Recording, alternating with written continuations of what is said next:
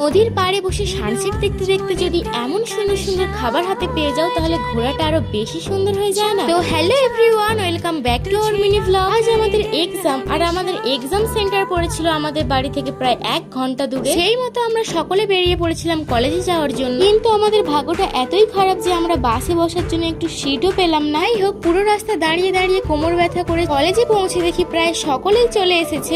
আমাদের সেন্টার পড়েছিল ডায়মন্ড হারবার ফকিরচাঁদ কলেজে। একটা সত্যি কথা বলবো, এক্সাম দেওয়ার থেকে আমাদের বেশি চিন্তা ছিল আমরা কখন বেরিয়ে ঘুরতে যাব। সেই জন্য 3 ঘন্টার এক্সাম আমরা 1 ঘন্টা দিয়েই বেরিয়ে এসেছি।